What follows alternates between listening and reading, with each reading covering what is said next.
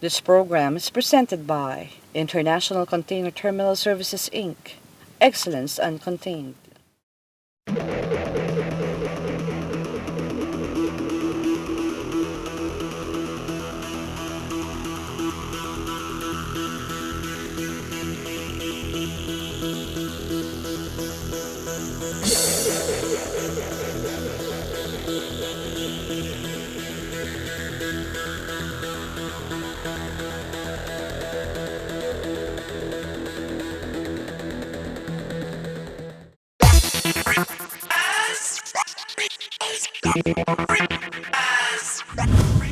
Welcome to Business and Beyond. In our market discussion series, we featured China and the possibility and opportunity of growing our economic relations with this country. For key and emerging product, we have a company in the processed food sector that continues to evolve to remain competitive. Promoting health food and ingredients, this company featured in our MSME segment is setting its sights on exports after a successful domestic venture. This comes after some industry news last week. More small and medium enterprises are encouraged to use information technology to grow their businesses. The Department of Trade and Industry, Export Management Bureau, last month launched an online portal Tradeline Philippines that provides information to help exporters enhance their competitiveness in the overseas markets. The web-based portal features an interactive online trade statistics to the public and a business intelligence platform to registered exporters and foreign buyers through the business matching system, which are all available for free, said DTI-EMB Director Senen Perlada. Perlada hoped that exporters will take full advantage of the free service so they can get timely and relevant information as well as develop new markets and buyers. The DTI-EMB noted that more micro and small firms are using online marketplaces and payment system to advertise, transact, and grow their business.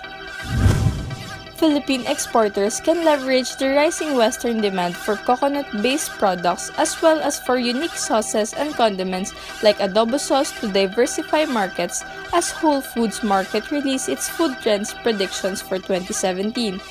In the new year, besides coconut oil and coconut water, demand for other unexpected coconut-based products is expected to crest, including for coconut flour tortillas and coconut sugar aminos, according to the American organic supermarket chain. Virtually every component of this versatile fruit nut seed is being used in new application, it noted. The sap is turned into coconut sugar as an alternative to refined sweeteners. The oil is used in a growing list of natural beauty products, and the white flesh of the coconut is now in flours, tortillas, chips, ice creams, butters, and more. Wellness tonics are also surging in popularity. The new year will usher in a new wave of tonics, tinctures, and wellness drinks that go far beyond the fresh-pressed juice craze. The year's hottest picks will draw on beneficial botanicals and have roots in alternative medicine and global traditions, said the report. Buzzed about ingredients include kava, holy basil, turmeric, apple cider vinegar, medicinal mushrooms like reishi and chaga, and adaptogenic herbs like maca and ashwagandha. Products from byproducts are also finding increasing approval among consumers. Whether it's leftover whey from strained Greek yogurt or spent grates from beer, food producers are finding innovative and delicious ways to give byproducts new life, said the report. Some companies are starting to use water from olive oil production as the base for household cleaners, repurposing leftover liquid from cooking in vegan mayo and using leftover whey from yogurt production to create probiotic drinks. International Container Terminal Services, Inc. Excellence Uncontained.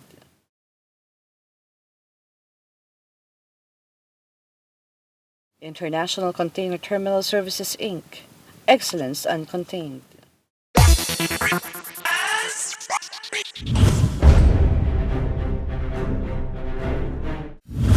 Although the two countries have been engaged in a territorial tug-of-war, the Philippines and China continue to maintain close economic ties. This is expected to strengthen as a result of the Beijing visit of President Duterte. What is the role of private sector in strengthening these ties?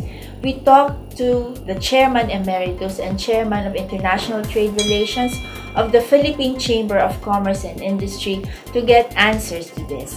Please welcome Mr. Francis Chua. Why is the Philippines-China relations important to both countries? The so-called tug of war between the two countries. Actually, it does not exist before and after the Aquino administration. China, for the longest time, never liked to engage Philippines in any kind of issue because they feel that Philippines is a brother, very close neighbor. So no matter what happened, they never make any noise. It only happened when we bring them to international court. But after that, again, we are back to normal. There is actually no quarrel. They would never declare a war on the Philippines just because of this island. All these things is based on mutual respect. So if Philippines, you say, okay, I own it, it's all right. But I say, oh, I also own it. So at the end of the day, why don't we join hands? We develop it. So we are really on a stage that both sides would like to become a friend as they have been for the past centuries. Philippines is a gateway to North America. It's also a gateway to Asia. So this alone put Philippines in very, very strategic position. That's the reason why the American, the Chinese would like to get us as their friends. Economically, we are really tied with each other. 80% of the banana of China come from the Philippines.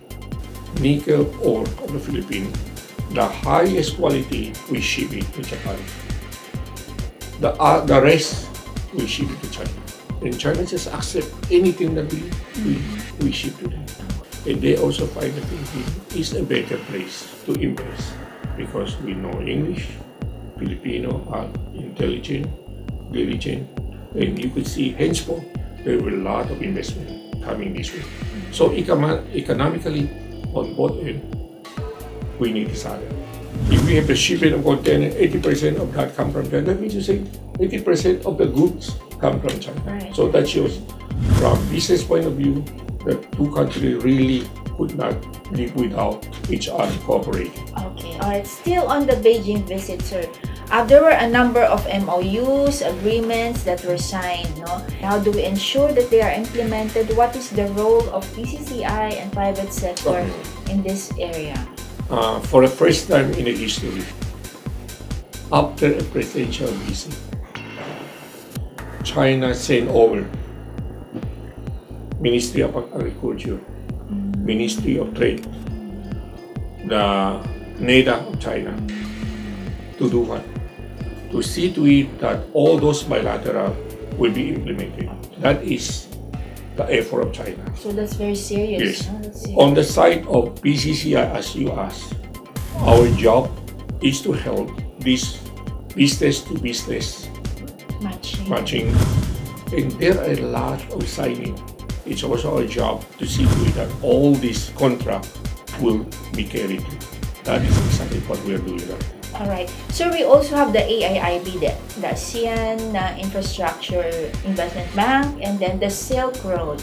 These are also expected to help strengthen the relationship between the two. The two are actually two different things. Okay. AIIB is a development bank. You have the World Bank, you have ADB. It's more or less on that nature. It takes a long time for the Philippines to finally accept it. Although Philippines is the first one to be part of the original organizer. And Philippines have shepherded the creation of this. We did not just rely on World Bank or ADB, China. Actually, it's not China, it's AIIB. Although its headquarters is in Beijing. Right. The other thing, you asked about the Silk Road. Silk Road is an initiative of China. We put up the Philippine Silk Road International Chamber. So it's our initiative. Oh yeah, of PCCI. Oh. And why we have this initiative? Because China had created zero international chamber of commerce. So we are the first zero chamber outside China. We are the very first one. They give me an award for that effort. They also give us the flag of the zero. The SME would need a lot of support in terms of market, in terms of financing. There is PCCI have engaged the Bank of China. Okay, but sir, this is not just Philippines-China, no? Because it also involves the countries where the Silk Road is... This one, the reason why China created Silk Road because they have so much money. They wanted to be able to bring the money, bring the business to all the country, all over the world. Sir, AIIB is focused on infrastructure financing. Yes. So what other specific areas can Philippines and China explore between the two? We could explore almost anything, everything. Right. We talk about agriculture. They guarantee to purchase all our agricultural product. In terms of tourism, they told us they could easily send us a couple millions of tourists every year. They have lifted Yes, they lifted the the ban. Our problem right now is we have to be able to catch up to build more hotel to accommodate all of this, and maybe to have new facilities. Alright, thank you so much, sir, for accommodating us and for sharing your views on this issue. Thank you, and you're most welcome. Alright. Business and Beyond will be back.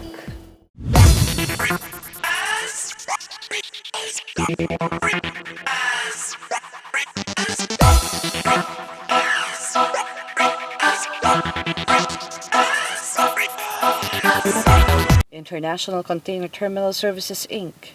Excellence Uncontained.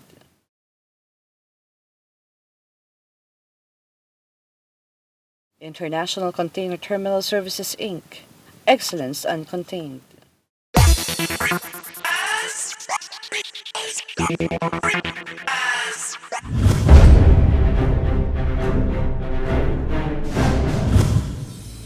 Going 70 years, Ideal Macaroni and Spaghetti Factory Inc.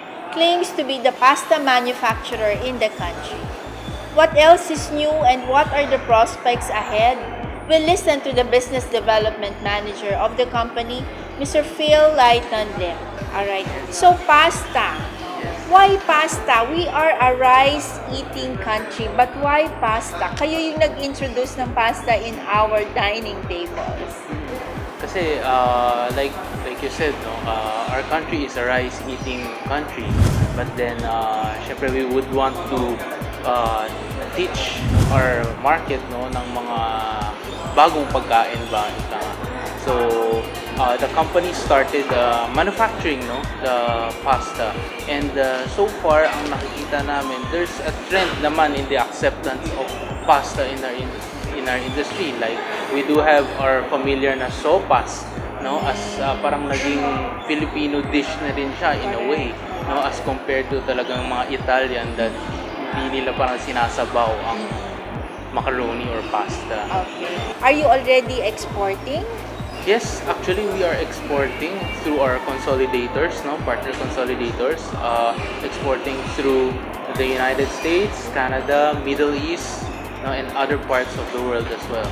Okay. How big is the volume that we're talking about? Because it's a very competitive product, no, especially abroad. So what is the market share now and how big a volume can we deliver? I wouldn't say that we are really that big of a company, as I would say siguro nasa small to medium pa lang rin naman of yung company, and we still have a lot of improvements for the company to grow further. In terms of standards, because you are exporting to Europe, what standards are you compliant with? Right now, actually, we are also aiming for ISO, but currently we are GMP and HACCP certified. Still, the opportunity is still big. That's why we're aiming for ISO and other certification, which could open the doors for our product in other countries as well. Okay, how has the product evolved through the years? Ano na yung mga pagbabago, the additions in the collections? Marami na nagbago with regards to especially our packaging dati, it's just basic parang colors and all that na parang through the years nakikita natin that mas marami pang ikagaganda ba ang produkto. That's why we already initiated na to incorporate a little of Italian effect to the brand as well. Okay, talking of that, what differentiates Ideal products from the rest of your competitors? Our Ideal products is made from durum wheat semolina, which is ito yung key na ingredient natin which really separates us from our competitors. Kasi ang durum, ito yung nagbibigay ng al dente na texture, the bite in the pasta. Akala ko it's the cooking time that gives the al dente texture. Actually, not necessarily kasi yung the cooking time is nakokontrol mo lang yung parang softness or hardness na lang ng pasta itself. But the durum wheat is the one that gives the al dente texture. And where do you get the durum wheat? The durum wheat comes from Australia lang siya talaga. It's imported wheat, no? But we still use local mga wheat, no? Along with the mixture kasi syempre yun nga, we would tatangkilikin din natin yun naman yung produktong Pilipino naman. Okay, this is supposed to be healthy kasi wheat? Yes. Wheat-based? Yes, wheat-based siya. Okay, so how are you connected to local suppliers? Are you buying anything from the domestic market? Yes, actually malaki din yung tulong no, ng domestic market, especially we have the local manufacturers ng mga flour din dito, no? So we buy from them, no? Kasi main ingredient naman ng pasta ang flour din. And then how cost competitive are you? You talked of standards, that you're competitive and you're compliant, but what about cost? Actually, the cost for our product, we try to segmentize it na nasa value for money pa rin. So how would we say na value for money? Kahit na we're giving out a good quality na halos kapantay namin ng imported brands, we still see to it na kaya siya or mabibili siya ng mga Pilipino. That kung i-compare man natin on a per kilo basis, malayo ang presyo ng Ideal Gourmet compared to that of imported brands. Okay, finally, 70 years, that's very long. I'm sure wala ka pa nung nag-umpisa. Wala pa. Okay, can you share some secrets? Now we are unfolding and sharing secrets of the success of the company, especially to the small manufacturers, to those who are just starting. What can you share with them? We maintain consistency and the quality of the product. Yun talaga yung key kung paano masasabi natin naging successful yung company. Hindi natin short change, no? Basta-basta yung mga ating mamimili. So kung ano man yung binili nila, we see to it na they get only the best quality. Okay, do you think this is a sustainable product knowing that Filipinos are rice eaters? It's still continuous pa rin naman Demand. Continuous pa rin yung demand. At the same time, continuous din yung effort namin into sharing the knowledge to promote, no, yung mga additional ano pa bang magagawa natin sa pasta, no, aside from the normal na red sauce lang or sopas lang. Alright, thank you very much, Phil, for sharing this with us. Thank you, sir. Business and Beyond will be back.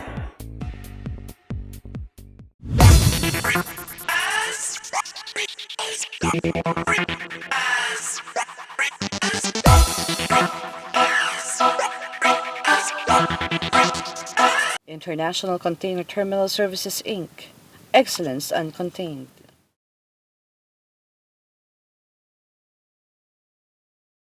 International Container Terminal Services, Inc. Excellence Uncontained.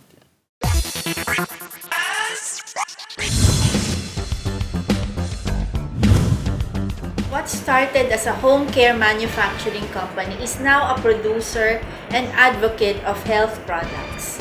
The company is now ready to explore the export market because of a successful domestic reach. Let's listen to this journey from the President of Glorious Industrial and Development Corporation, Ms. Maura De Leon. Ma'am, I learned from somewhere in your website that you went into this because you are interested in farming and your family is into farming. So, for 17 years, embroidery yung naging business ko. And after that, nung dumagsa yung mga China products, so humina siya, kaya nag-stop ako. Marami kasi akong naririnig, nababasa tungkol sa mga health problems like diabetes.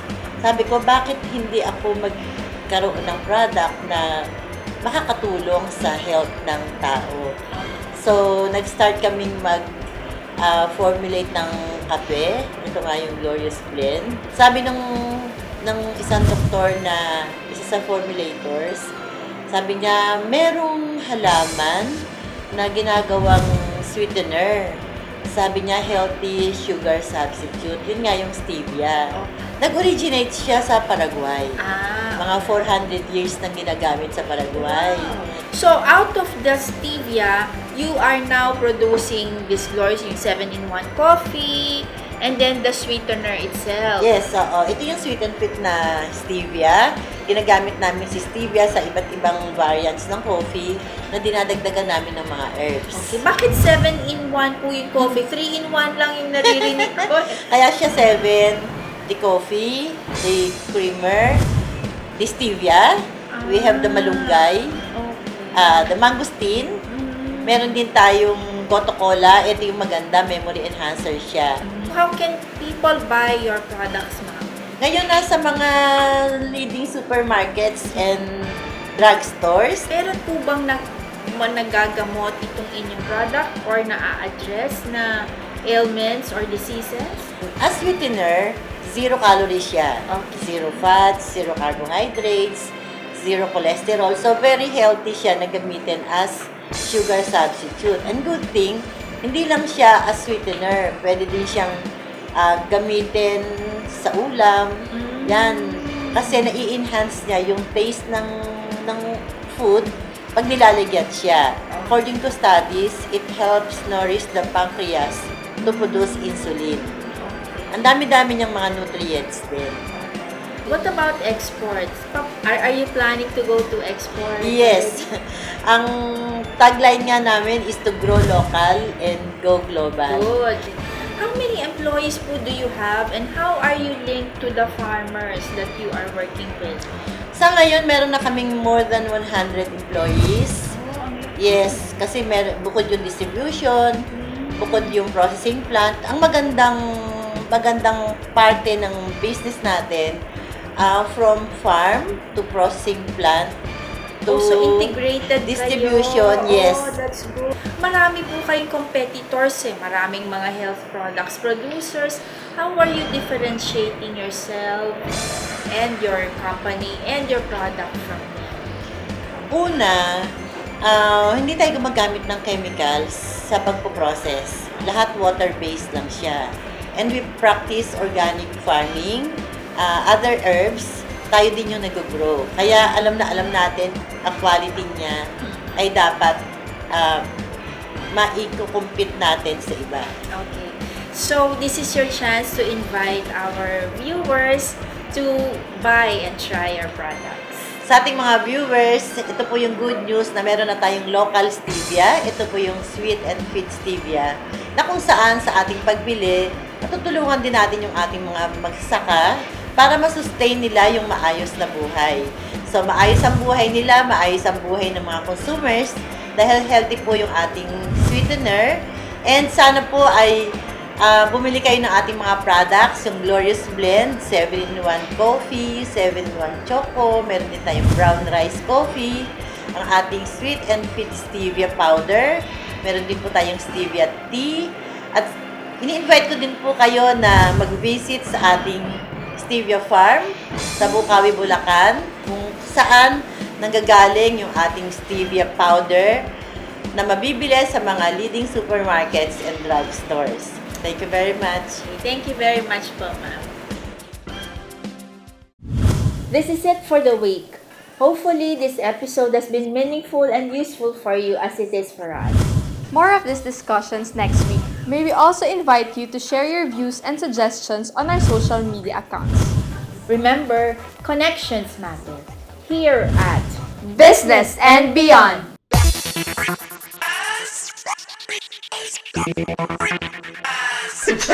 Ayaw ni Bong eh. Closing daw, closing.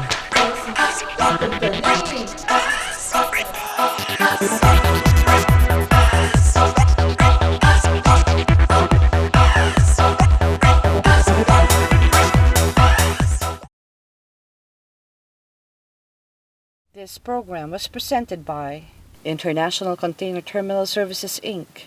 Excellence Uncontained.